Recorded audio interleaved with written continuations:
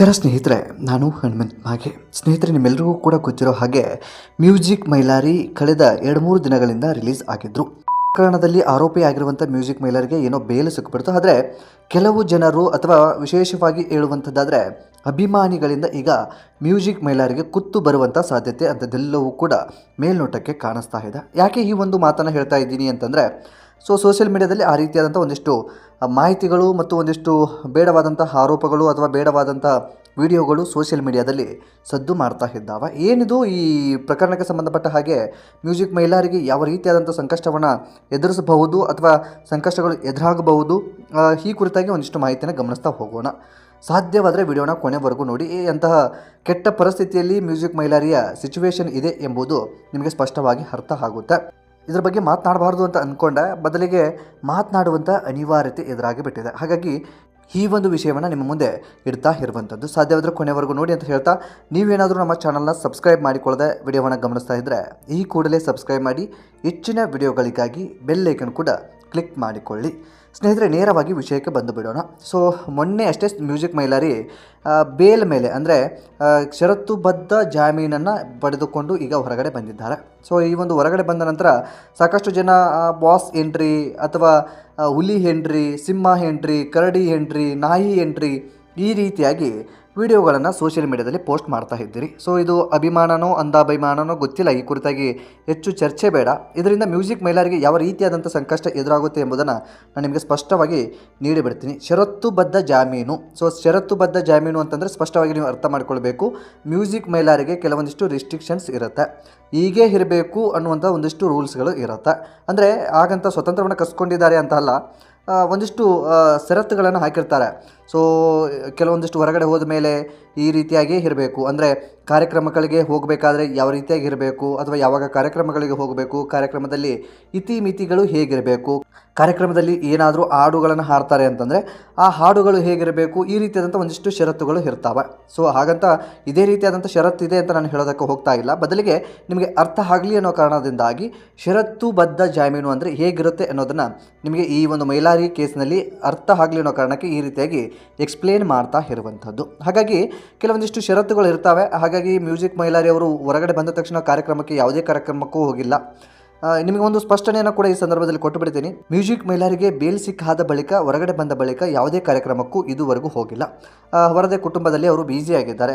ಜೈಲಲ್ಲೇ 2 ತಿಂಗಳ ಕಾಲ ಅಥವಾ 2 ತಿಂಗಳ ಅಧಿಕ ಕಾಲಾವಕಾಶವನ್ನು ಜೈಲಲ್ಲೇ ಕಳೆದಿರೋದ್ರಿಂದ ಈಗಾಗಲೇ ಅವರಿಗೆ ಒಂದು ಮಗು ಕೂಡ ಜನನ ಆಗಿದೆ. ತಾಯಿಯವರ ಆರೋಗ್ಯದಲ್ಲೂ ಕೂಡ ಒಂದಿಷ್ಟು ಏರುಪೇರು ಅಂಥದ್ದೆಲ್ಲವೂ ಕೂಡ ಕಾಣಿಸ್ಕೊಳ್ತಾ ಇದೆ. ಜೈಲಿಂದ ಹೊರಗಡೆ ಬಂದ ಮೇಲೆ ಅವರಿಗೆ ಸಮಯವನ್ನು ಕೊಡೋದಕ್ಕೆ ಮುಂದಾಗಿಬಿಟ್ಟಿದ್ದಾರೆ. ಇದರ ಬೆನ್ನಲ್ಲೇ ಸಾಕಷ್ಟು ಜನ, ನಾನು ಇಲ್ಲಿ ಎಕ್ಸ್ಪ್ಲೇನ್ ಮಾಡ್ತಾ ಇದ್ದೀನಿ, ಅವರದ್ದೇ ಒಂದು ಹೆಸರಿನಲ್ಲಿ ಮೈಲಾರಿ ಅನ್ನುವಂಥ ಒಂದಿಷ್ಟು ಖಾತೆಗಳು ಅಥವಾ ಮೈಲಾರಿ ಮಡಿವಾಳ್ ಅನ್ನುವಂಥದ್ದು ಅಥವಾ ಟ್ರೆಂಡಿಂಗ್ ಸ್ಟಾರ್ ಮೈಲಾರಿ ಅನ್ನುವಂಥದ್ದು, ಈ ರೀತಿಯಾದಂಥ ಒಂದಿಷ್ಟು ಇನ್ಸ್ಟಾಗ್ರಾಮ್ ಖಾತೆಗಳಿದ್ದಾವೆ. ಸ್ಪಷ್ಟವಾಗಿ ನಾನು ಹೇಳೋದಾದರೆ ಆ ಖಾತೆಗಳಲ್ಲಿ ರೀಸೆಂಟಾಗಿ ವಿಡಿಯೋಗಳನ್ನು ಅಪ್ಲೋಡ್ ಮಾಡ್ತಾಯಿದ್ರಿ. ಹೇಗಿದ್ದಾವೆ ಅಂತಂದರೆ, ಯಾವತ್ತೋ ಒಂದು ದಿನ ನಡೆದಿರುವಂಥ ವಿಡಿಯೋಗಳವು, ಯಾವತ್ತೋ ಒಂದು ದಿನ ಕಾರ್ಯಕ್ರಮಕ್ಕೆ ಬಂದಿರುವಂಥದ್ದಾಗಿರ್ಬೋದು ಅಥವಾ ಯಾವತ್ತೋ ಒಂದು ದಿನ ಏನೋ ಒಂದು ಡೈಲಾಗ್ ಹೇಳಿರುವಂಥದ್ದಾಗಿರ್ಬೋದು, ಅವುಗಳನ್ನು ಇದೀಗ ರೀಸೆಂಟಾಗಿ ಅಪ್ಲೋಡ್ ಮಾಡ್ತಾಯಿದ್ರು. ಅಂದರೆ ಹುಲಿ ಎಂಟ್ರಿ, ಸಿಂಹ ಎಂಟ್ರಿ ಅನ್ನೋ ರೀತಿಯಾಗಿ ಬರೆದುಕೊಳ್ತಾ ಇದ್ದಾರೆ. ಇವುಗಳೆಲ್ಲವೂ ಕೂಡ ಮ್ಯೂಸಿಕ್ ಮೈಲಾರಿಗೆ ಕುತ್ತು ತರುವಂಥ ಸನ್ನಿವೇಶಗಳು ಅಂತ ಹೇಳಬಹುದು. ಯಾಕೆ ಅಂತಂದರೆ, ಈ ಒಂದು ಷರತ್ತುಬದ್ಧ ಜಾಮೀನಲ್ಲಿ ಇರುವಂಥ ಮ್ಯೂಸಿಕ್ ಮೈಲಾರಿ ಅವರ ಮೇಲೆ ಈಗಾಗಲೇ ಅಧಿಕಾರಿಗಳ ಕಣ್ಣಿರುತ್ತೆ, ಪೊಲೀಸ್ ಇಲಾಖೆಯ ಕಣ್ಣಿರುತ್ತೆ.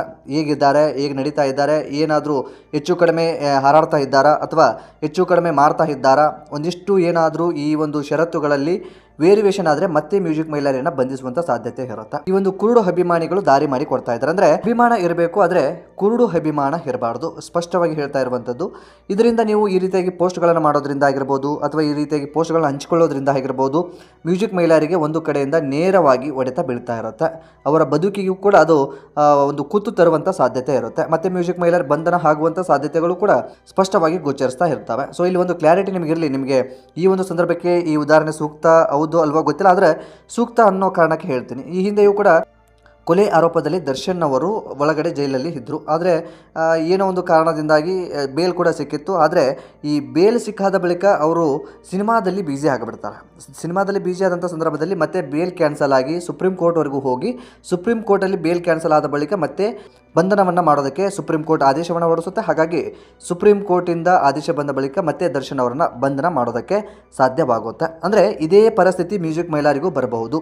ಅಂದರೆ ಈಗ ಮ್ಯೂಸಿಕ್ ಮೈಲಾರಿ ಬೇಲಲ್ಲಿ ಹೊರಗಡೆ ಬಂದಿದ್ದಾರೆ ಅಂದ ತಕ್ಷಣ ಕಾರ್ಯಕ್ರಮ ಮಾಡೋದಕ್ಕೆ ನೇರವಾಗಿ ಅವಕಾಶ ಇರೋದಿಲ್ಲ. ಅವರಿಗೆ ಒಂದಿಷ್ಟು ಕಾಲಾವಕಾಶ ಇರುತ್ತೆ, ಒಂದಿಷ್ಟು ಇತಿಮಿತಿಗಳಿರುತ್ತೆ. ಹಾಗಾಗಿ ನೀವು ಎಲ್ಲಿದೋ ಒಂದು ವಿಡಿಯೋಗಳನ್ನು ಅಥವಾ ಹಳೆ ವಿಡಿಯೋಗಳನ್ನು ಡೌನ್ಲೋಡ್ ಮಾಡಿಕೊಂಡು ಇವತ್ತೇ ಕಾರ್ಯಕ್ರಮ ಮಾಡ್ತಾ ಇದ್ದಾರೆ ಅನ್ನೋ ರೀತಿಯಾಗಿ ಬಿಂಬಿಸೋದಿದೆಯಲ್ಲ, ನಿಜಕ್ಕೂ ಇದು ಮ್ಯೂಸಿಕ್ ಮೈಲಾರಿಯ ಜೀವನಕ್ಕೆ ಕುತ್ತು ತರುತ್ತೆ. ನಾನು ಪದೇ ಪದೇ ಎಕ್ಸ್ಪ್ಲೇನ್ ಮಾಡ್ತಾ ಇದ್ದೀನಿ. ವಿಷಯ ಬೇರೆ ಏನೂ ಇಲ್ಲದೇ ಇರಬಹುದು.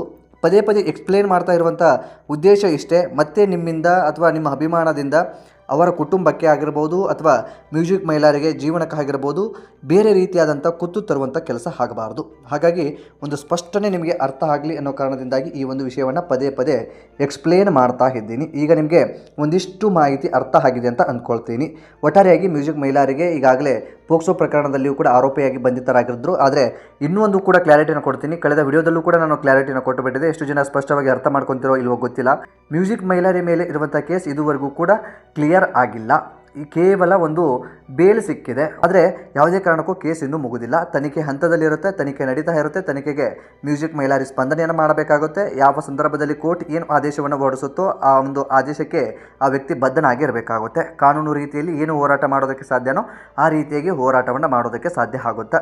ಜೈಲಿಂದ ಹೊರಗಡೆ ಬಂದಿದ್ದೀನಿ ಅನ್ನೋ ಕಾರಣಕ್ಕೆ ಹೇಗೆ ಬೇಕಾದರೂ ನಡೆದುಕೊಳ್ಳೋದಕ್ಕೆ ಅವಕಾಶಗಳಿರೋದಿಲ್ಲ. ಹಾಗಾಗಿ ನೀವು ಅವರ ಬಗ್ಗೆ ನೆಗೆಟಿವ್ ಆಗಿ ಏನೇನೋ ಪ್ರಸಾರ ಮಾಡಿ ಅಥವಾ ನಿಮ್ಗಳಿಗೆ ಪಾಸಿಟಿವ್ ಅಂತ ಅನಿಸ್ತಾ ಇರ್ಬೋದು. ನಿಮ್ಮ ಒಂದು ಹೀರೋ ಅಥವಾ ನಿಮ್ಮ ಒಂದು ಸಿಂಗರ್ ಹೊರಗಡೆ ಬಂದಿದ್ದಾನೆ ಅನ್ನುವಂಥ ಖುಷಿ ನಿಮ್ಮಲ್ಲಿ ಇರಬಹುದು, ಆ ಸಂಭ್ರಮ ನಿಮ್ಮಲ್ಲಿ ಇರಬಹುದು. ತಪ್ಪು ಅಂತ ನಾನು ಹೇಳೋದಿಲ್ಲ. ಬದಲಿಗೆ ಅದನ್ನು ಸೋಷಿಯಲ್ ಮೀಡಿಯಾದಲ್ಲಿ ಹಂಚಿಕೊಳ್ಳೋದ್ರಿಂದ ಆ ವ್ಯಕ್ತಿಯ ಕುಟುಂಬಕ್ಕಾಗಿರ್ಬೋದು ಮತ್ತು ಆ ವ್ಯಕ್ತಿಗಾಗಿರ್ಬೋದು ಎಷ್ಟು ಇದರಿಂದ ನೋವಿದೆ ಮತ್ತು ಕಾನೂನಿನ ಸಂಕಷ್ಟ ಎದುರಿಸುವುದಕ್ಕೆ ಏನೇನೆಲ್ಲ ಸಾಧ್ಯ ಇರಬಹುದು ಅನ್ನೋದನ್ನು ಸ್ಪಷ್ಟವಾಗಿ ನೀವು ಅರ್ಥ ಮಾಡ್ಕೊಳ್ಬೇಕಾಗುತ್ತೆ. ಕೆಲವರಿಗೆ ಮಾತ್ರ ಹೇಳ್ತಾ ಇರುವಂಥದ್ದು.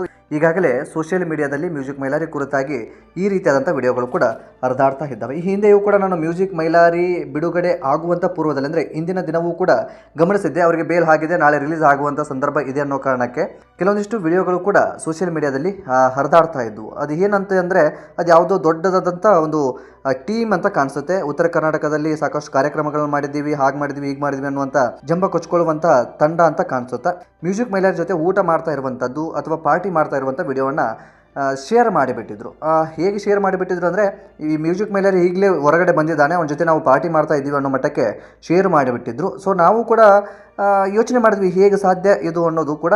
ಆದರೂ ಕೂಡ ಅದು ಫ್ರೆಶ್ ಆಗಿ ಬಂದಿರುವಂಥ ವಿಡಿಯೋ. ಕೇವಲ 2 ಗಂಟೆಯ ಹಿಂದೆ ಅಷ್ಟೇ ಆ ಒಂದು ವಿಡಿಯೋ ಶೇರ್ ಆಗಿತ್ತು. ಹಾಗಾಗಿ ಇರಬಹುದೇನೋ ಅನ್ನೋ ರೀತಿಯಲ್ಲಿ ಒಂದಿಷ್ಟು ಕ್ಲಾರಿಫೈಯನ್ನು ತೊಗೊಂಡ್ವಿ. ಆದರೂ ಕೂಡ ಅದು ಎಲ್ಲೋ ಒಂದು ಕಡೆ ರಿಲೀಸ್ ಆಗಿದ್ದಾರೆ ಅನ್ನೋ ರೀತಿಯಲ್ಲೇ ಮಾಹಿತಿ ಕೂಡ ಇತ್ತು. ಹಾಗಾಗಿ ಇರಬಹುದು ಅನ್ನೋ ಕಾರಣಕ್ಕೆ ಪಾರ್ಟಿ ಮಾಡ್ತಾ ಇದ್ದಾರೆ ಅನ್ನೋ ರೀತಿಯಲ್ಲಿ ವಿಡಿಯೋಗಳನ್ನು ಕೂಡ ಪ್ರಸಾರ ಮಾಡಿಬಿಟ್ಟಿದ್ವಿ.